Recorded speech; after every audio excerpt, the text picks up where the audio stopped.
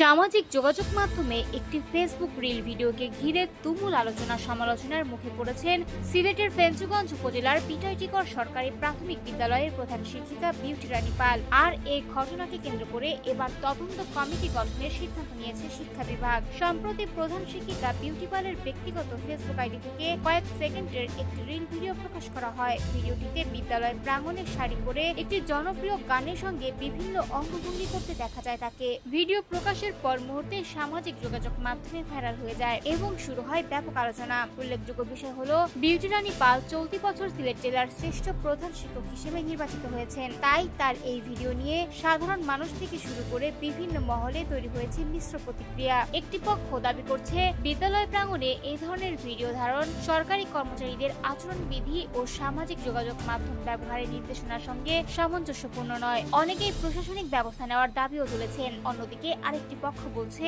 এটি একজন ব্যক্তির ব্যক্তিগত প্রকাশের বিষয় এবং তাকে ঘিরে যেভাবে ট্রল ও সাইবার বুলিং করা হচ্ছে তা কোনোভাবেই গ্রহণযোগ্য নয়। ফেঞ্চুগঞ্জ উপজেলা শিক্ষা কর্মকর্তা মোহাম্মদ সোহেল মোল্লা জানিয়েছেন, বিষয়টি ইতোমধ্যে শিক্ষা বিভাগের নজরে এসেছে। ঊর্ধ্বতন কর্তৃপক্ষের সঙ্গে আলোচনা করে একটি তদন্ত কমিটি গঠনের সিদ্ধান্ত নেওয়া হয়েছে। তদন্তে খতিয়ে দেখা হবে সরকারি কর্মচারীদের আচরণবিধি কিংবা সামাজিক যোগাযোগ মাধ্যম ব্যবহারের সরকারি নির্দেশনা লঙ্ঘিত হয়েছে কিনা। তদন্ত প্রতিবেদনের ভিত্তিতে পরবর্তী প্রশাসনিক সিদ্ধান্ত নেওয়া হবে। এদিকে ভিডিওটি ভাইরাল হওয়ার পর বিউটি রানী পাল সেটি তার ফেসবুক আইডি থেকে সরিয়ে ফেলেন। তিনি বলেন, বিষয়টি নিয়ে এখনই বিস্তারিত মন্তব্য করতে পারবেন না, কারণ ঊর্ধ্বতন কর্তৃপক্ষের অনুমতি ছাড়া তার বক্তব্য দেওয়া সমীচীন হবে না। তবে তিনি ক্ষোভ প্রকাশ করে বলেন, কোন শিক্ষকের বিরুদ্ধে অভিযোগ থাকলে তার যথাযথ কর্তৃপক্ষকে জানানো উচিত। সামাজিক যোগাযোগ মাধ্যমে ট্রল বা হেনস্থা করা কখনোই কাম্য নয়।